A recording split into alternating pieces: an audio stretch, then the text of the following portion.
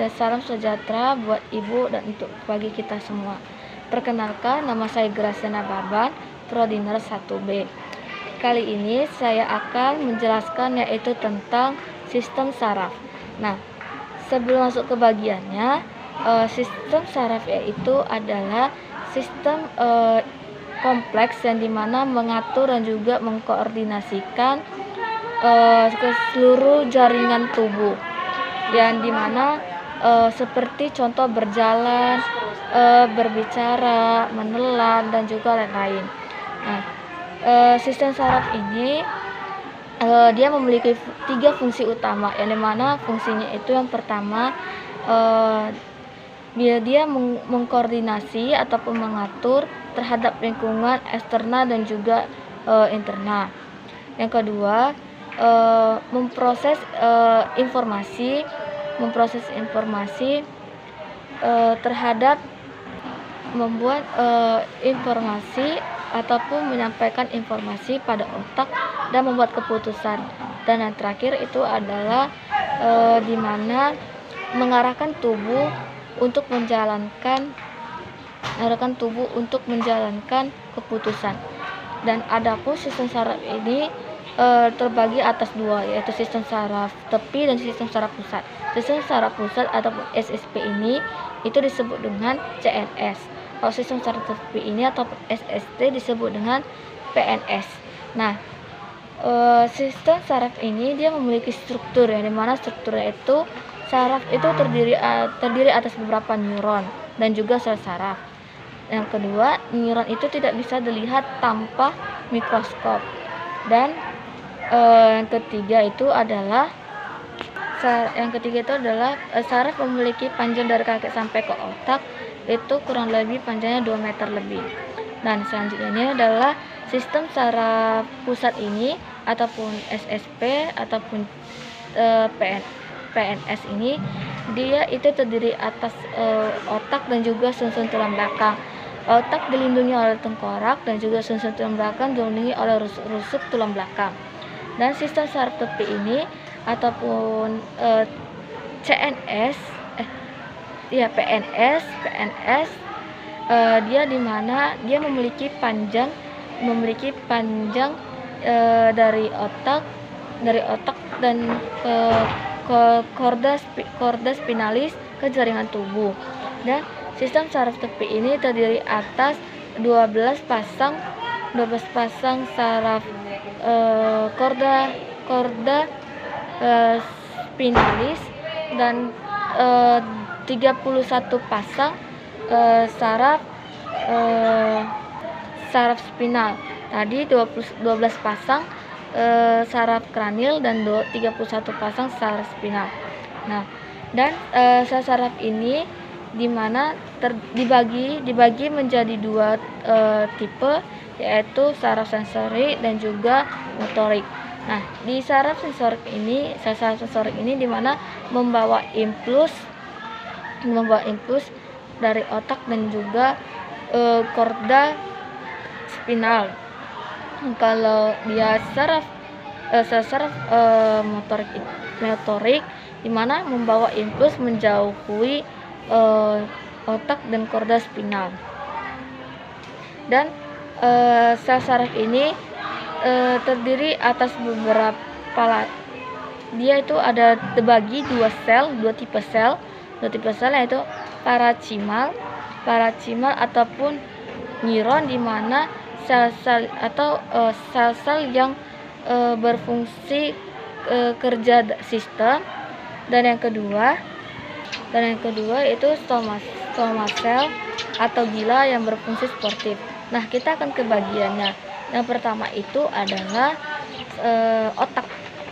Ini otak, bisa kita lihat. Otak ini dia terdiri atas 2 otak, yaitu otak besar dan juga otak kecil.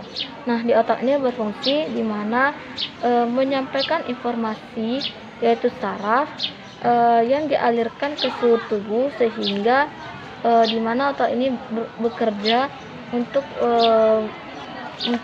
membuat tubuh itu bisa bergerak ataupun membuat keputusan tindakan.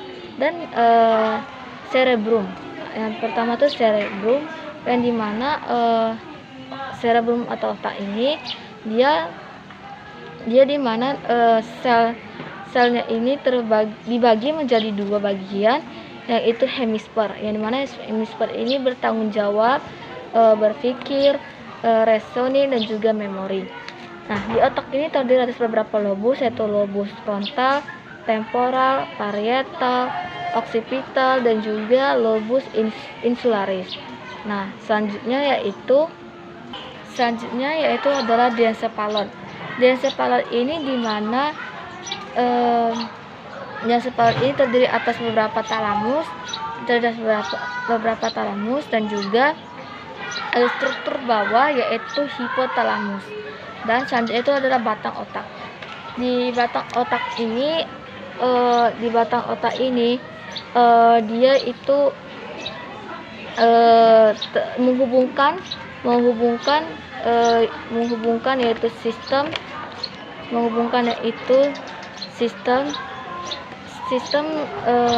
dengan korda spinalis. Kesatuan dari tiga struktur, yaitu medulla oblongata, pons, dan juga mesencephalon ataupun otak tengah. Selanjutnya yaitu adalah spinal cord. Ini bisa kita lihat, spinal cord ini dia di bawah otak. Dia itu di bagian tulang leher di bawah otak. Spinal cord ini, dimana spinal cord ini dia memiliki panjang dari medulla oblongata sampai ke vertebra lumbalis pertama.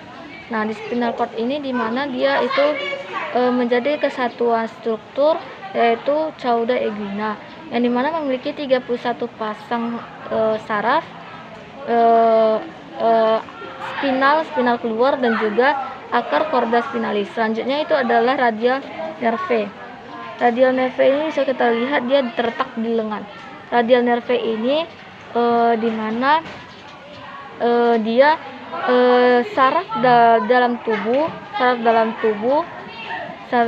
yang dimana dia bagian dari posterior ekstremitas atas, yang dimana berfungsi yaitu sensi siku, pergelangan tangan, dan juga jari. Dan selanjutnya pudendal nerve. Pudendal nerve ini bisa kita lihat dia terdiri atas pudendal nerve ini dia terdiri atas saraf motorik, sensorik, dan juga saraf otonom yang menuju dari akar sakral menuju ke panggul. Nah, selanjutnya itu sistem saraf tepi. Sistem saraf tepi itu terdiri dari sistem saraf tepi ini terdiri dari itu saraf kranial dan juga saraf spinalis, yang dimana menghubungkan otak dan juga medulla spinalis dengan reseptor. Nah, selanjutnya itu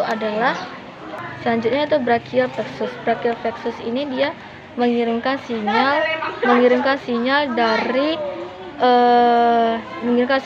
tulang belakang bahu, lengan, dan juga tangan.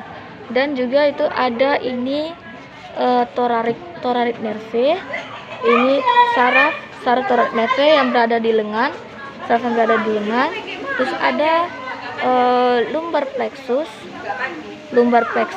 saraf di lumbar plexus, dan ada saraf deep personal nerve, dia berada di kaki, bawah kaki, di bagian belakang deep.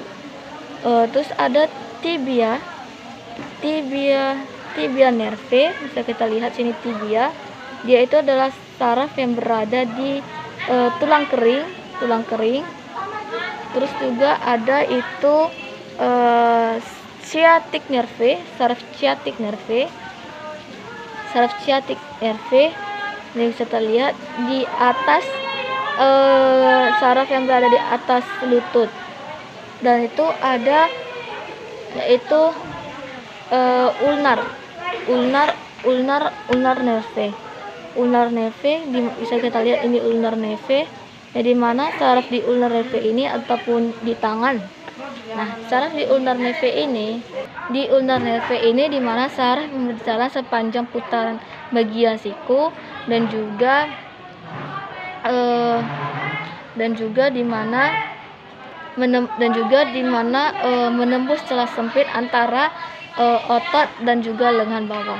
Nah, itulah sekian penjelasan saya tentang sistem saraf, yang dimana saraf ini saya kesimpulannya dimana saraf ini dia untuk mengatur ataupun mengordinasikan saraf yang berada di dalam tubuh sehingga bisa menyampaikan informasi dari satu saraf ke saraf lainnya sehingga tubuh bisa bergerak. Nah, di saraf ini dia itu terdiri atas ada ulnar nerve, thoracic nerve, otak, di mana di otak ini ada otak besar dan otak kecil ataupun disebut dengan cerebrum, dan juga ada femoral nerve di mana saraf yang berada di paha. Nah, sekian dan terima kasih. Mohon maaf apabila ada kesalahan ataupun kekurangan dalam penjelasan saya tentang sistem saraf. Selamat pagi dan salam sejahtera dan salam Santa Sintastika Santa Elizabeth Medan.